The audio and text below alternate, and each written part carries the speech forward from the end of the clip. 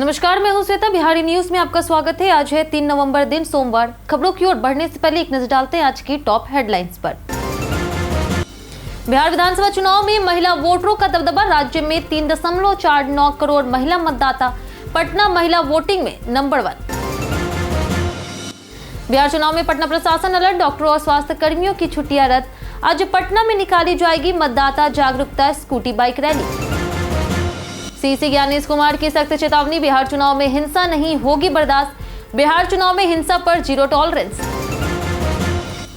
पटना गांधी मैदान में 5 से 16 दिसंबर तक लगेगा भव्य पुस्तक मेला। Theme wellness a way of life. दुनिया की सबसे महंगी किताब में बनेगी आकर्षण। बिहार में 19 बीएस अधिकारियों को आईएएस में प्रोन्नति। 2 नवंबर को अधिसूचना हुई जारी। चुनाव आयोग की सहमति के बाद सभी संयुक्त सचिव स्तर पर संभालेंगे कार्यभार। अभिनेता पंकज त्रिपाठी की मां का 89 वर्ष में हुआ निधन। गोपालगंज स्थित पैतृक गांव में ली अंतिम सांस। बेलसंड में सादगी से हुआ अंतिम संस्कार।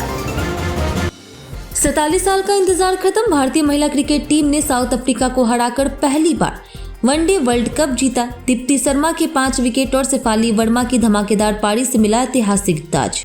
तो ये थी आज की टॉप हेडलाइंस। अब नजर डालते हैं उन 25 बड़ी खबरों पर जो आपके लिए जानना है जरूर। बीएसएफ स्पोर्ट्स कोटा भर्ती के लिए 4 नवंबर तक करे आवेदन। बीएसएफ ने स्पोर्ट्स कोटा के तहत कांस्टेबल भर्ती के लिए 391 पदों पर आवेदन मांगे हैं। इसमें पुरुषों के लिए 197 और महिलाओं के लिए 194 पद शामिल है।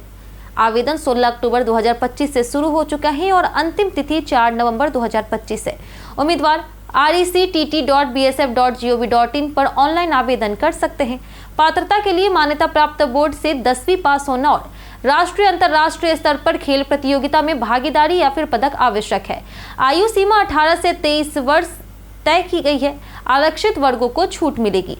चयन physical test, document verification, PhD और मेडिकल के आधार पर होगा। लिखित परीक्षा नहीं होगी। वेतन लेवल 3 पे स्केल और अन्य भत्ते मिलेंगे। फीस जनरल ओबीसी के लिए 159, वहीं एससी एसटी के लिए निःशुल्क है। विधानसभा चुनाव में पटना में सबसे अधिक महिला मतदाता। बिहार निर्वाचन आयोग की रिपोर्ट के अनुसार राज्य में कुल 7,41,92,357 मतदाता हैं, जिनमें से 3,92,07,804 पुरुष, 3,49,82,828 महिला और 1,725 थर्ड जेंडर वोटर शामिल है। पटना जिले में सबसे ज्यादा 22,74,774 महिला वोटर है, जबकि अरवल में सबसे कम 2,47,012 महिला मतदाता है। पहले चरण में 18 जिलों में 6 नवंबर को वोटिंग होगी, जहां 45,341 मतदान केंद्रों पर 3,75,13,302 वोटर मतदान करेंगे। दूसरे चरण में 20 जिलों में 11 नवंबर को वोटिंग होगी, जिसमें 45,399 मतदान केंद्रों पर 3,70,13,556 वोटर मतदान करेंगे। सबसे कम महिला वोटर वाले जिले शेखपुरा, अरवल, लखीसराय, जहानाबाद, मुंगेर। वहीं सबसे ज्यादा पटना, पश्चिम चंपारण, मुजफ्फरपुर, गयाजी और मधुबनी है। बिहार में 19 बीएएस अधिकारियों को मिली आईएएस में प्रोन्नति। बिहार विधानसभा चुनाव के बीच राज्य सरकार के सामान्य प्रशासन विभाग ने 2 नवंबर 2025 को अधिसूचना संख्या 20483 जारी कर बिहार प्रशासनिक सेवा के 19 अधिकारियों को भारतीय प्रशासनिक सेवा में प्रोन्नत किया है। यह नियुक्ति केंद्र सरकार की 24 अक्टूबर 2025 की अधिसूचना और आईएएस प्रमोशन नियमावली 1955 के तहत हुई है। इनमें राजेश परिमल को मुख्यमंत्री आवास का संयुक्त सचिव बनाया गया। सभी अधिकारी संयुक्त सचिव स्तर पर वर्तमान पद का प्रभार संभालेंगे। चुनाव आयोग की सहमति प्राप्त है। वेतन निर्धारण के लिए FR 22(1)(a)(2) के अनुसार 1 महीने के भीतर विकल्प चुनने की अनुमति दी गई है। चुनाव को लेकर के डॉक्टर, स्वास्थ्य कर्मियों की छुट्टियां रद्द।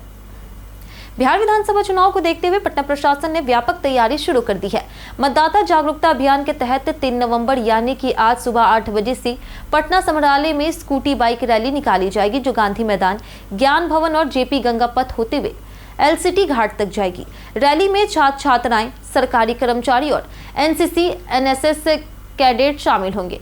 वहीं चुनाव के दौरान स्वास्थ्य सेवाओं को मजबूत रखने के लिए 6200 से अधिक बूथों पर मेडिकल किट भेजी गई है और डिस्पैच सेंटरों पर 14 मेडिकल टीमें तैनात की गई है। चुनाव तक सभी डॉक्टरों और स्वास्थ्य कर्मियों की छुट्टियां रद्द कर दी गई है ताकि किसी भी स्थिति में तुरंत सहायता मिल सके। पटना के गांधी मैदान में 5 से 16 दिसंबर तक लगेगा पुस्तक मेला। पटना में सेंटर फॉर रीडरशिप डेवलपमेंट द्वारा 5 से 16 दिसंबर तक गांधी मैदान में पटना पुस्तक मेला आयोजित होगा। इस वर्ष की थीम है wellness a way of life.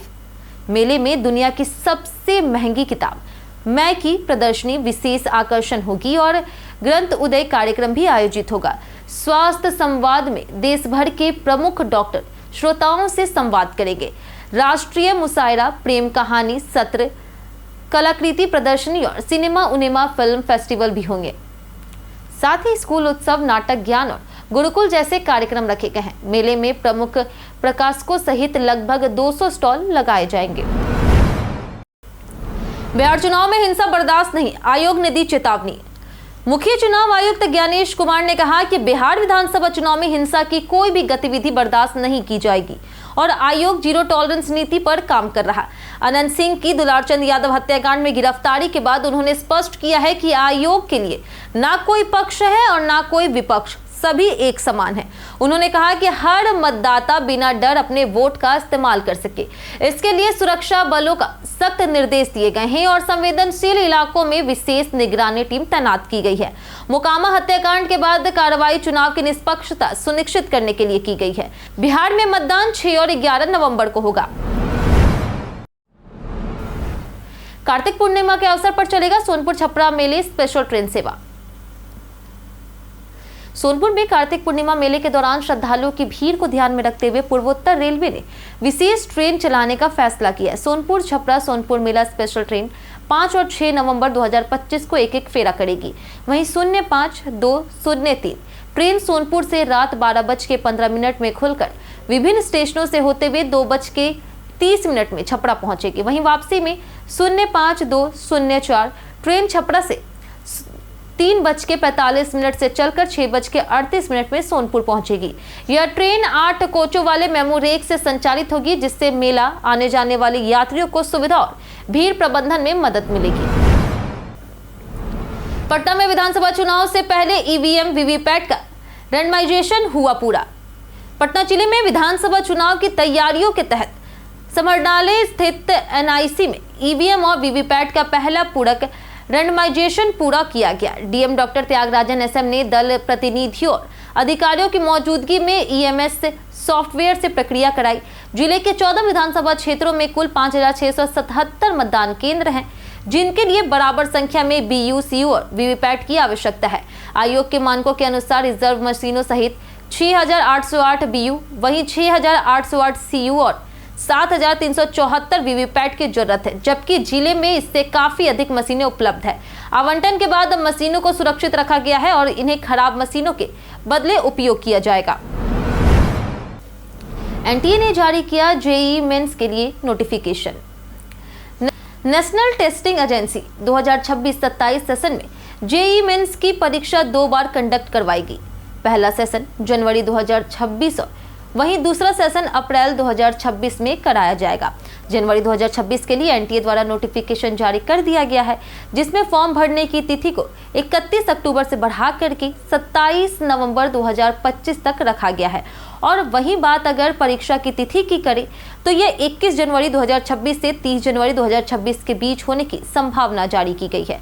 NTA द्वारा जेईई मेंस टेस्ट सीबीटी यानी कि कंप्यूटर बेस्ड टेस्ट के माध्यम से कराया जाएगा। जेईई मेंस और एडवांस की परीक्षा के लिए लिखपढ़ ऐप पर आपको मिलेगा फुल लेंथ और सेक्शनल मॉडल पेपर्स, जो एनटीए द्वारा जारी किए गए परीक्षा पैटर्न और सिलेबस पर आधारित है और इसके साथ ही साथ प्रीवियस ईयर सॉल्व पेपर भी ऐप पर मौजूद है। लिखपढ़ ऐप को आप गूगल प्ले स्टोर और iOS ऐप स्टोर से प्राप्त कर सकते हैं। वोटिंग से पहले जाने डिजिलॉकर में वोटर कार्ड कैसे रखें सुरक्षित। बिहार विधानसभा चुनाव में पहले चरण की वोटिंग 6 नवंबर और दूसरे चरण की 11 नवंबर को होगी। मतदाताओं के लिए वोटर आईडी जरूरी है, जिससे अब डिजिटल रूप में भी डाउनलोड किया जा सकता है। आज के डिजिटल दौर में डिजी लॉकर के माध्यम से वोटर आईडी सुरक्षित रखी जा सकती है और जरूरत होने पर प्रिंट भी कर सकते हैं। इसके लिए डिजी लॉकर में मोबाइल नंबर से अकाउंट बनाएं, OTP वेरीफाई करें, प्रोफाइल सेट करें और इशू डॉक्यूमेंट में जाकर के इलेक्शन कमीशन ऑफ इंडिया चुनें। सुरक्षा के लिए मजबूत पासवर्ड और 2 फैक्टर ऑथेंटिकेशन जरूरी है। हालांकि मतदान के लिए भौतिक वोटर आईडी अनिवार्य है। जापान, यूके सहित विदेशी डिप्लोमेट्स चुनाव अध्ययन करने पहुंचे बिहार में विधानसभा चुनाव की तैयारी तेज है और इसी बीच Japan, UK, Indonesia, Denmark, Australia, Bhutan और साउथ अफ्रीका समेत कई देशों के राजनयिक 2 दिन के दौरे पर बिहार पहुंचे हैं। उनका उद्देश्य बिहार के चुनाव अभियान और भारत की लोकतांत्रिक प्रक्रिया को समझना है। नो बीजेपी पहल के तहत वे वरिष्ठ नेताओं से मिलेंगे, चुनावी गतिविधियां देखेंगे और प्रमुख निर्वाचन क्षेत्रों का दौरा करेंगे। इससे पहले भी ऐसे प्रतिनिधिमंडल गुजरात, हिमाचल और राजस्थान चुनाव का निरीक्षण कर चुके हैं। बिहार में 2 चरणों में चुनाव होगी, 6 और 11 नवंबर को। वहीं मतगणना 14 नवंबर को होगा। पंकज त्रिपाठी की मां हेमवती देवी का 89 वर्ष में हुआ निधन। बॉलीवुड अभिनेता पंकज त्रिपाठी की मां हेमवती देवी का 31 अक्टूबर को बिहार के गोपालगंज जिले के बेलसंड स्थित पैतृक घर में 89 वर्ष की उम्र में निधन हो गया। वह कुछ समय से अस्वस्थ थी और परिवार के बीच शांतिपूर्वक आखिरी सांस ली। पंकज त्रिपाठी उस समय उनके साथ थे। अगले दिन बेलसंड में उनका अंतिम संस्कार किया गया, जिसमें केवल करीबी रिश्तेदार और मित्र शामिल हुए। परिवार ने इस दुखद समय में निजता रखने की अपील की। पंकज त्रिपाठी हमेशा बताते रहे कि उनकी मां ने ही उन्हें अनुशासन, विनम्रता और करुणा जैसी जीवन मूल्यों की शिक्षा दी। राज्य स्तरीय बालिका फुटबॉल में तिरहुत सारण की शानदार जीत। बेतिया में आयोजित 3 दिवसीय राज्य स्तरीय अंतर प्रमंडल बालिका फुटबॉल प्रतियोगिता के दूसरे दिन रोमांचक मुकाबले हुए। तिरहुत और सारण प्रमंडल ने शानदार प्रदर्शन करते हुए अंडर 14 और अंडर 17 दोनों वर्गों के फाइनल में जगह पक्की की है। अंडर 14 में तिरहुत ने पटना को 5-0 से हराया, जबकि सारण ने मुंगेर को 7-0 से मात दी। अंडर 17 में सारण ने दरभंगा को 3-0 से हराया। निर्णायक मुकाबले 3 नवंबर यानी कि आज तिरहुत और सारण के बीच खेले जाएंगे। जिला खेल पदाधिकारी ने कहा कि इस प्रतियोगिता से कई प्रतिभाशाली बालिकाएं उभरकर बिहार को राष्ट्रीय स्तर पर गौरव महसूस करवाएगी।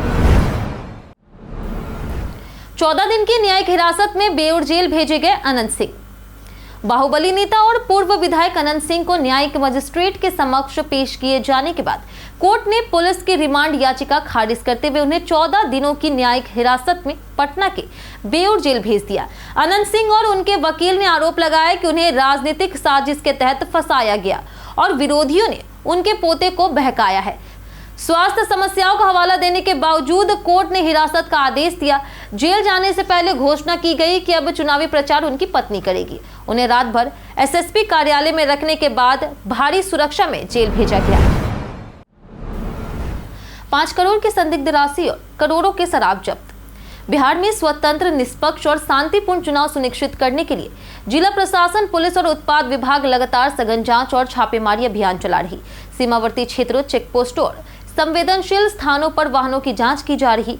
अब तक 5 करोड़ रुपए से अधिक की संदिग्ध राशि जब्त की गई है, जिसकी जांच जारी है। अवैध गतिविधियों पर कार्रवाई के तहत 33,059 लीटर अवैध शराब, 1 करोड़ 93 लाख मूल्य की शराब और 1 करोड़ 31 लाख के अन्य नशीले पदार्थ भी बरामद किए गए। कई आरोपी गिरफ्तार हुए।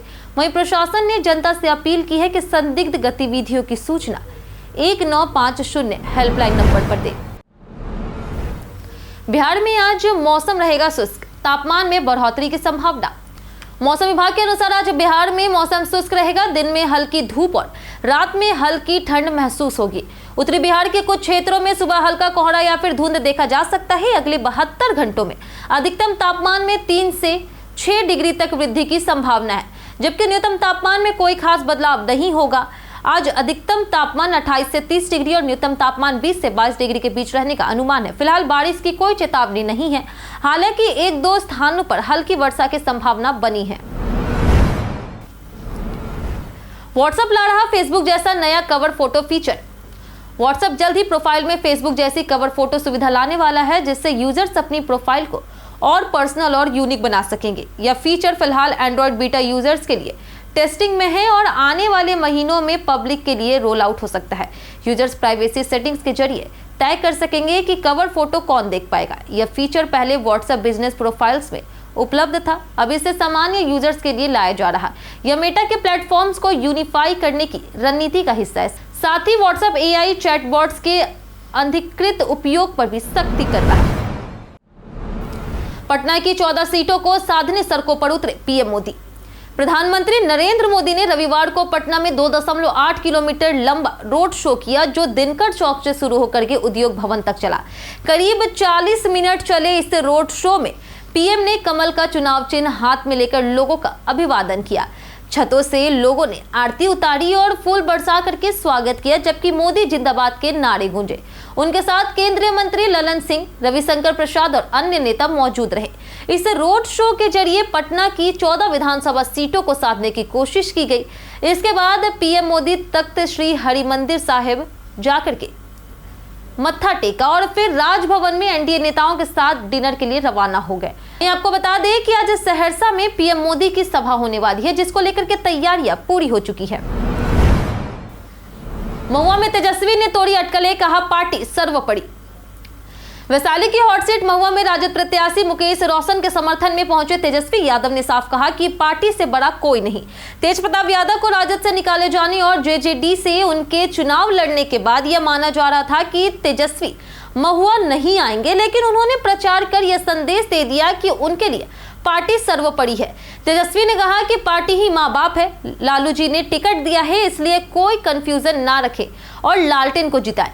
अब सबकी नजर राघोपुर पर है कि तेज प्रताप क्या रणनीति अपनाते हैं।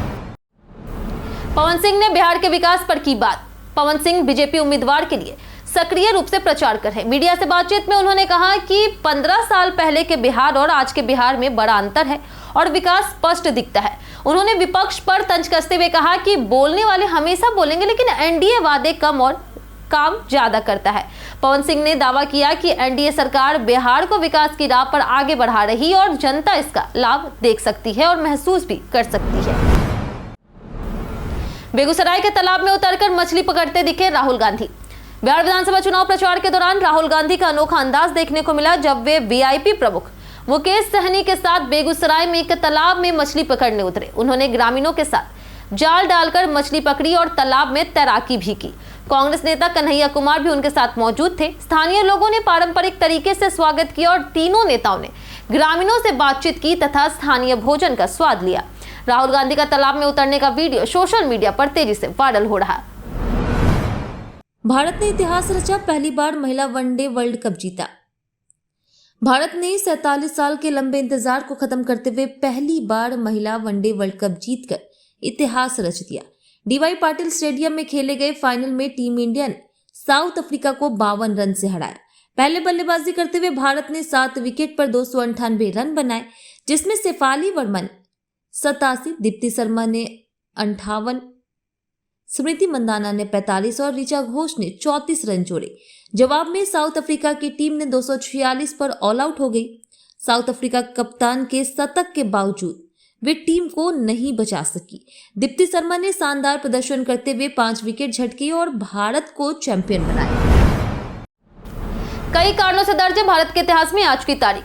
1890 में एच.के. कनिया का जन्म हुआ, जो स्वतंत्र भारत के प्रथम मुख्य न्यायाधीश बने। 1906 में पृथ्वीराज कपूर का जन्म हुआ, जिन्हें भारतीय फिल्म तथा रंगमंच का आधार स्तंभ माना जाता है। 1933 में अर्थशास्त्री नोबेल पुरस्कार विजेता अमर्त्य सेन का जन्म हुआ। 1937 में प्रसिद्ध संगीतकार लक्ष्मीकांत का जन्म हुआ। 1947 में परमवीर चक्र पाने वाले प्रथम शहीद सोमनाथ शर्मा और महावीर चक्र सम्मानित दीवान सिंह दानू का निधन हुआ। 1956 में अत्याधुनिक गुरुस्वामी चिन्नाजी और 1976 में निशानेबाज मानवजीत सिंह संधू का जन्म हुआ। 2013 में लोक गायिका रेशमा और 2008 में 24वें मुख्य न्यायाधीश ललित मोहन शर्मा का निधन हुआ। क्लैट 2026 आवेदन की आखिरी तारीख बढ़ी, अब 7 नवंबर तक करें आवेदन। कॉमन लॉ एडमिशन टेस्ट यानी कि क्लैट 2026 के लिए आवेदन की आखिरी तारीख बढ़ा दी गई है। अब उम्मीदवार 7 नवंबर 2025 रात 12 बजे तक ऑनलाइन आवेदन कर सकते हैं। यह राष्ट्रीय परीक्षा 7 दिसंबर 2025 को दोपहर 2 बजे से 4 बजे तक आयोजित होगी, जिसके जरिए देश की 25 नेशनल लॉ यूनिवर्सिटी में यूजी और पीजी लॉ कोर्सों में प्रवेश मिलता है। आवेदन के लिए उम्मीदवार क्लैट के आधिकारिक वेबसाइट पर रजिस्ट्रेशन कर आवश्यक दस्तावेज और फीस सबमिट करें। यूजी के लिए 12वीं में सामान्य ओबीसी को 45% और SC/ST को 40% आवश्यक है, जबकि पीजी के लिए LLB में क्रमशः 50% और 45% अंक जरूरी है। भारत ने LVM-3 से नौसेना का उन्नत GS-80-7R उपग्रह किया लॉन्च। भारत ने रविवार को LVM-3 यानी कि बाहुबली रॉकेट से भारतीय नौसेना का उन्नत संचार उपग्रह GS-80-7R सफलतापूर्वक लॉन्च किया है। 4410 किलोग्राम वजनी यह उपग्रह भारत से GTO कक्षा में भेजा गया अब तक का सबसे भारी उपग्रह है। यह नौसेना की अंतरिक्ष आधारित संचार और समुद्री अभियानों को मजबूती देगा। इसमें स्वदेशी और अत्याधुनिक उपकरण शामिल है।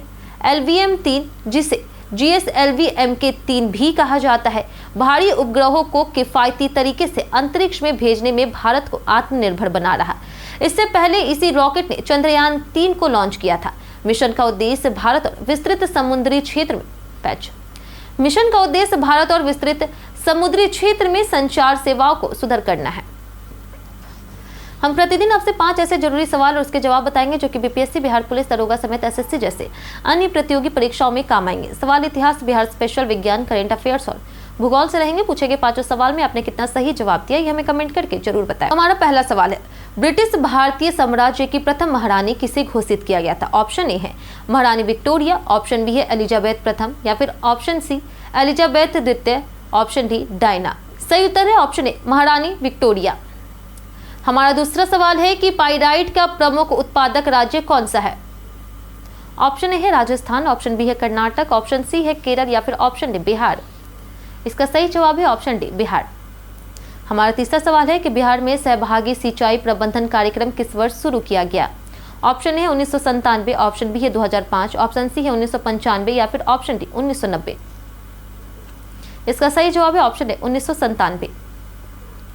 हमारा चौथा सवाल है कि इनमें से कौन सी नदी बिहार में उत्तर और पश्चिम से पूर्व दिशा में गंगा से मिलती है? ऑप्शन ए है फल्गु कर्मनासा, ऑप्शन बी है घाघरा गंडक बूढ़ी गंडक कोशी महानंदा, ऑप्शन सी है सकरी फल्गु सोन, या फिर ऑप्शन डी कर्मनासा सोन। इसका सही जवाब है ऑप्शन बी घाघरा गंडक बूढ़ी गंडक कोशी महानंदा। हमारा आखिरी सवाल है कि राजगीर महोत्सव किस राज्य में मनाया जाता है? ऑप्शन ए है बिहार, ऑप्शन बी है पंजाब, ऑप्शन सी है पश्चिम बंगाल, या फिर ऑप्शन डी राजस्थान। इसका सही जवाब है ऑप्शन ए बिहार। बीते दिन हमारे द्वारा पूछे गए सवाल का जवाब आप लोगों में से बहुत लोगों ने हमारे कमेंट बॉक्स सेक्शन में लिख कर दिया है।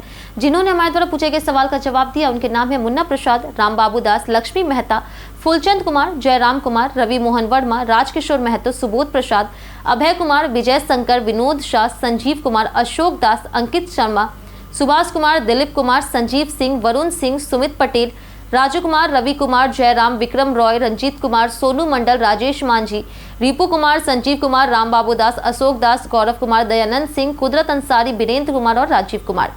इसी के साथ बढ़ते हैं आज के सवाल की ओर। आज का सवाल है, अगर आपके पास मौका हो बिहार को सुधारने का तो आप पहला कदम क्या उठाएंगे? आप अपना जवाब हमें हमारे कमेंट सेक्शन में लिखकर जरूर बताएं। आज के लिए इतना ही। बिहार की तमाम खबरों के साथ बने रहने के लिए देखते रहे बिहारी न्यूज़, और साथ ही अगर आप यूट्यूब चैनल पर देख रहे हैं तो चैनल को सब्सक्राइब करें, और अगर आप फेसबुक पेज पर देख रहे हैं तो लाइक और फॉलो जरूर करें। नमस्कार।